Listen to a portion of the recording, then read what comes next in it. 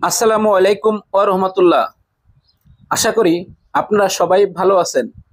আপনাদের সবাইকে MKAS এট learn school চ্যানেলে স্বাগত জানিয়ে শুরু করছি আপনাদেরই প্রিয় শিক্ষামূলক অনুষ্ঠান ইংরেজি ভাষা শেখা খুব সহজের নতুন আরও একটি পর্ব।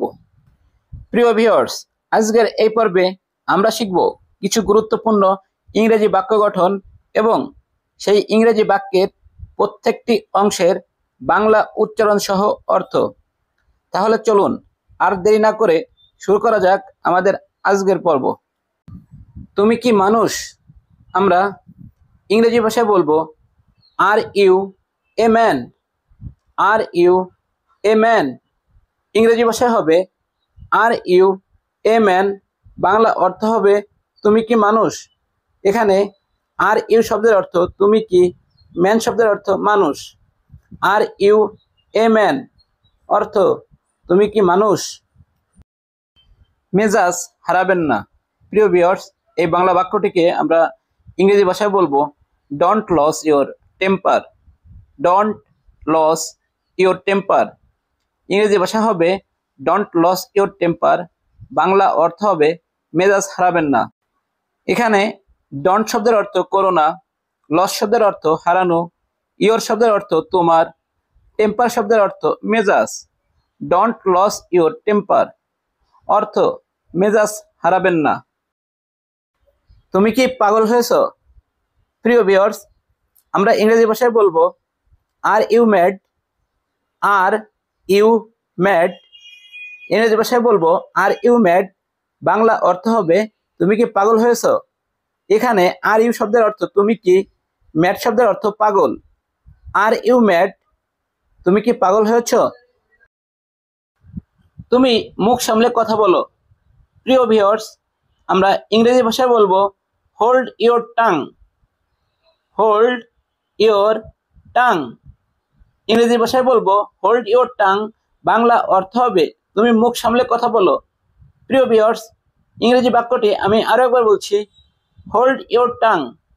বাংলা অর্থ হবে তুমি মুখ সামলে কথা বলো।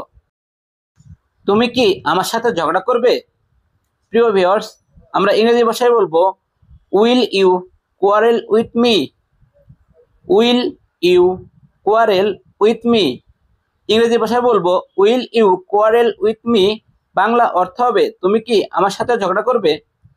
প্রিয় ভিউয়ার্স, এখানে উইল ইউ শব্দের অর্থ তুমি কি, কোয়ারেল শব্দের অর্থ ঝগড়া, উইথ শব্দের অর্থ সাথে, মি শব্দের অর্থ আমার।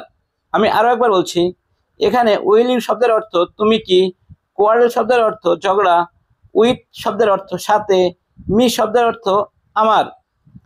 Will you quarrel with me অর্থ তুমি কি আমার সাথে ঝগড়া করবে। অনেক দিন ধরে দেখা নেই। প্রিয় ভিউয়ার্স, আমরা ইংরেজি ভাষায় বলবো long time no see. Long time no see. Long time no see ইংরেজি ভাষায় বলবো লং টাইম নো সি। বাংলা অর্থ হবে অনেক দিন ধরে দেখা নেই। এখানে লং টাইম শব্দের অর্থ অনেক দিন ধরে, নো সি শব্দের অর্থ দেখা নেই। আমি আরো একবার বলছি, এখানে লং টাইম শব্দের অর্থ অনেক দিন ধরে, নো সি শব্দের অর্থ দেখা নেই।